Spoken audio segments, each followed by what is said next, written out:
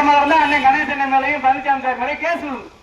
இது நியாயமான முறையில காந்திஜி சொன்னது போல அகிம்சை வழியில் இந்த போராட்டம் நடைபெறுவதாலே, அனுமதியோடு நடைபெறுவதாலே இந்த ஆர்ப்பாட்டம் நடந்து கொண்டிருக்கிறது. இந்த நாட்டில் மட்டுமல்ல, இந்த தமிழகத்தில் மட்டுமல்ல, ஒட்டுமொத்தமாகவே காலம் காலமாக அனைத்து விஷயங்களுமே போராடித்தான் பெற்றிருக்கிறார்கள்.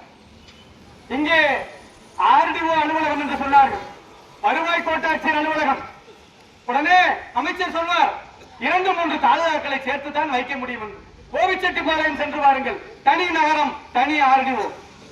விருத்தாச்சலம் சென்று வாருங்கள், தனி நகரம் தனி ஆர்டிஓ. அவிநாசி சென்று வாருங்கள், தனி நகரம் தனி ஆர்டிஓ.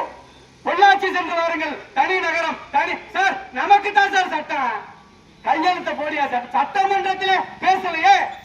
சட்டமன்றத்தில் ஏதாவது பேசி இருப்பார்களா? பேசுறதே இல்லையே. பேசினா ரிப்போர்ட் ஆகும், பேசுறதே கிடையாது, எதையுமே கொண்டு வருவதில்லை. ஆகவே மக்கள் பிரதிநிதிகள், வள்ளுவனுக்கு எதிரான, நீங்கள் வள்ளுவனை ஆதரிக்கக்கூடிய மக்கள் பிரதிநிதிகள், அவருடைய இறைமாட்சியை ஆதரிக்கிற மக்கள் பிரதிநிதிகள், மக்களை சிந்தியுங்கள், மக்களை பற்றி சிந்திக்க வேண்டும். ஆக மாபெரும் மகாத்மா காந்திஜி மராட்டிய மாளிகையிலே கொத்தளித்தார்.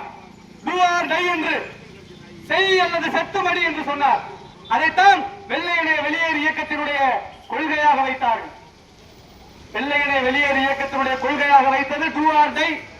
அவர் உண்மையிலேயே எனக்கு தெரிந்த செய்தி உண்மையா பொய்யா என்று தெரியவில்லை. வியட்நாம் போருக்கு வித்திட்ட ராபர்ட் பேர்ன்ஸ் தான் அந்த டூ ஆர் டை என்ற வார்த்தையை சொன்னான் என்று.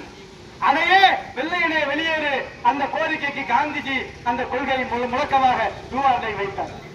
வாழ்க்கையில அதிகாரம் இருக்கிற பொழுது, அதிகாரம் தன்வசம் இருக்கிற பொழுது நான் எதுவுமே செய்யாமல் இருந்துவிட்டு நான் ஓய்வு பெற்ற பிறகு கடலோரத்திலே காற்று வாங்கிக் கொண்டு நான் முன்னாள் அமைச்சர் என்றும், முன்னாள் சட்டமன்ற உறுப்பினர் என்றும், முன்னாள் ஐபிஎஸ் என்றும், முன்னாள் ஐஏஎஸ் என்றும் போர்டு வைத்துக் கொள்ள ஓட்டளிக்கவில்லை.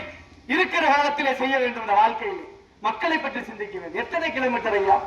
கரிசல்பட்டி எங்கே இருக்கிறது? துவரங்குறிச்சி எல்லையில் இருக்கிறது.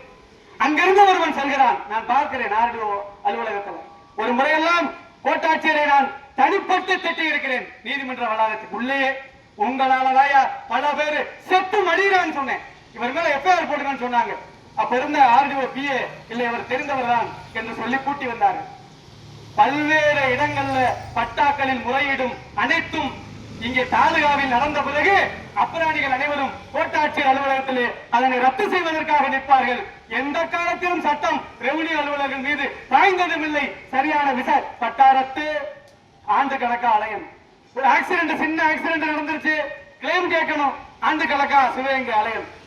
சரிங்க சார், இன்னொரு கோரிக்கை கூடுதலா நான் வச்சுக்கிறேன், ஒரு லைசன்ஸ் எடுக்கணும் சார்.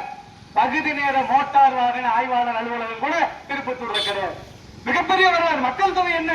கிட்டத்தட்ட திருப்பத்தூர் தாலுகாவில் 60,000க்கு மேல மக்கள், சிங்கமலரி தாலுகாவில் 60,000க்கு மேல மக்கள் தொகை. ஒட்டுமொத்த திருப்பத்தூர் சட்டமன்றத்தினுடைய எல்லை 4189 சதுர கிலோமீட்டர். இங்க இருக்கிற கண்மாய்கள், நெற்குப்பை பெரிய கண்மாய், திருப்பத்தூர் பெரிய கண்மாய், மணிமுத்தாறு என்று பல்வேறு ஆறுகள் இங்கே எதுலையும் எதுவும் கிடையாது சார். Total zero. நம்முடைய ராஜ்மோகன் சார் சொன்னது மாதிரி யார்த்தையும் சட்டி இல்லையா, இல்ல பாத்திரம் இல்லையா, கஞ்சி குடிக்க வழி இல்லையா? யாரு சார் சுதந்திர நாட்டுல யாரு வீட்டுல இன்னைக்கு செல்போன் இயங்கல, யாரு வீட்டுல மட்டன் சாப்பிடல, யாரு வீட்டுல டிவிக்கு ரீசார்ஜ் பண்ணல, யாரு வீட்டுல 2 வண்டி இல்ல?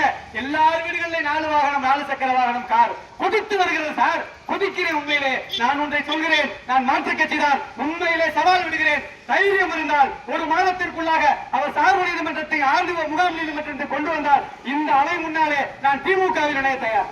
இதை எங்கே சொன்ன தெரியுமா? 5 வருடமா நான் சொல்லியிருக்கேன். இதே அண்ணா சிலையில அவர் வீட்டுக்கே ரோடு போடல. நான் சொல்ல வரதுதான் ஒரு வாரத்தில் உண்மையிலே நடந்தது. நான் ஆர்டிஐல கேட்ட பிறகுதான் நான் தைரியம் தான் போய் சொல்லி நடந்தான் போல, தைரியமா தான் போல. ஒட்டாள எனக்கு ஆள் பலம் கிடையாது, பெரிய ஜாதி பலம் கிடையாது, பண பலம் கிடையாது. ஆனால் நின்ற கொள்கையிலே உரிமையாக நிற்போம். மக்களுக்கான கொள்கை. கணேசன் சார் சொன்னேன், வாழ்த்துக்கள் சார். நான் 5 ஆண்டுகளாக சொன்னேன் இந்த ஆர்ப்பாட்டத்தை வைங்கள் என்று. இந்த இடம் தான் நான் எடுத்த இடம் சரியில்லை, நீங்கள் அண்ணா சிலையில வைத்திருக்க வேண்டும்.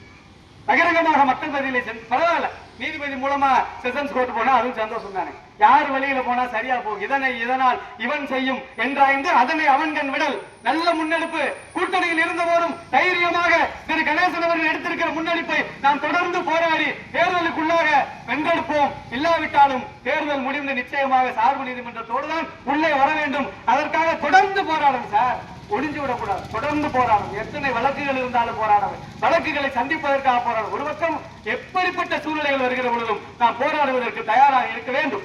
அப்படிப்பட்ட ஒரு வளர்ச்சியை திருப்பத்தூர் சட்டமன்றம் பெற வேண்டும். இந்த திருப்பத்தூருக்கு இந்த சார்பு நீதிமன்றமும் வருவாய் கோட்டாட்சியர் அலுவலகம் உடனே சொல்வார்கள். தனியாக சார் கூட சொன்னார், வாடகை கட்டடம் வைக்கலாம். வேண்டாம், ஒரு ஆபீஸ்ல ஒரு தளம் சும்மாவே கிடக்கு. சர்வே செக்ஷன் நில அளவை பிரிவு என்று சொல்லி 4 பிற்காவலருக்கு ஒரு 4 பேர் தான் உட்கார்ந்துருக்கான். சும்மா கிடக்கு. கீழே சும்மா இருக்கு, மேல சும்மா இருக்கு. எல்லாம் கணினி வழி. ஆகவே சீட்டுக்கு வேலையே இல்லை. அழகா முகாம் நீதிமன்றம் அமைக்க முடியும். 2 நாட்களுக்கு ஒரு முறை வர முடியும். செங்கமுனரிலிருந்து, கரிசல்பட்டியிலிருந்து, எஸ்புதூரிலிருந்து. சார், இந்த ஒரே ஒரு செய்தியை சொல்கிறேன். ராஜ்மோகன் சார் சொன்னதுனால சொல்றேன். இங்க எதுவுமே கிடையாது அப்படின்னாரு. ரொம்ப கேவலம் சார். அக்ரி காலேஜ் எங்க சார் திறக்கலாம்? எஸ்புதூர்ல திறக்கலாமா? எவனாவது போய் ப. சிதம்பரம் வீட்டுல அவரோட தோட்டத்தில் திறக்கலாமா? ப. சிதம்பரம் வீட்டு தோட்டத்துல அக்ரி காலேஜ் திறந்திருக்காயா? எஸ்புதூர் மக்கள், மலைவாழ் மக்கள், அங்கேதான் சார் நெல்லை போடுறேன், தென்னை போடுறேன். உண்மையில யாரா மறுக்க முடியுமா? அந்த பகுதியை நீங்கள் காப்பாற்ற வேண்டாமா? மலைவாழ் மக்களுடைய விவசாய விளைபொருட்களுக்கு ஆதார விலை நிர்ணயம் பண்ண, அங்க இருக்கிற மாணவர்கள் படிக்க, அங்க ஒரு சார் அந்த மாணவர்கள் புழுதிப்பட்டியிலும், முசண்டப்பட்டியிலும், வலசப்பட்டியிலும் படிக்கக்கூடிய +2 மாணவிகள் அரசு கல்லூரி இல்லாமல் தவிக்கிறாங்க. இது ஒட்டுமொத்தமான கோரிக்கை ஆர்ப்பாட்டமாகவே என்னை பொறுத்து மாற்றியிருப்பதால் இறுதியாக ஒரு வரி செய்தியை சொல்லி முடிக்கிறேன். உண்மையிலேயே சட்டத்தின்பால் தேர்வு செய்யப்பட்ட அதிகாரமிக்க, ஆளுமை மிக்க ஆட்சியாளர்கள் மக்களுக்கானவர்கள் தான். அவர்கள் மக்களை பற்றி தான் சிந்திக்க வேண்டும். நம்ம போய் தமிழ்நாட்டில் இருக்கக்கூடிய அத்துணை வாக்காளர்களும் சட்டமன்றத்தில் போய் குரல் கொடுக்க முடியாது என்பதற்காகத்தான் நாம் ஒரு பிரதிநிதியை அனுப்புறோம். அவன் போய் டீ சாப்பிட்டுட்டு, அங்கே போய் கமிஷன் பேசிட்டு, அங்கே போய் பங்காளி வச்சுட்டு சில பேர் சம்பந்தம் பண்ணிக்கிறேன். பார்த்திருக்கீங்களா? நான் யாரையும் குறை சொல்லல. பல அமைச்சர் என்ன பண்றாங்கன்னா, இந்த அமைச்சர் அந்த அமைச்சர் பொண்ணை கொடுக்கறது, அந்த அமைச்சர் இந்த அமைச்சருக்கு மகன் எடுக்கிறது, சம்பந்தம் பண்றான். சார், பத்திரிகையில் பார்த்தா தான் தெரியுது பங்காளி அங்காளியா மாறுறேன். ஓட்டு போட்டத முட்டா பைய வீட்டிலே கிடந்து சாக வேண்டியதுதான். அவன் பங்காளி அங்காளியா அமைச்சரவையில இடம்பெற்று வாழ்வாங்கு மட்டுமல்ல பரம்பரைக்கும் வாழ்வதற்கான சொத்துக்களை சேர்ப்பதிலே குறியாக இருப்பவர்களை கடவுளே, இயற்கை தான் புறக்கணிக்க வேண்டும் என்று சொல்லி வாய்ப்புக்கு நன்றி மாற்றியவர்கள்.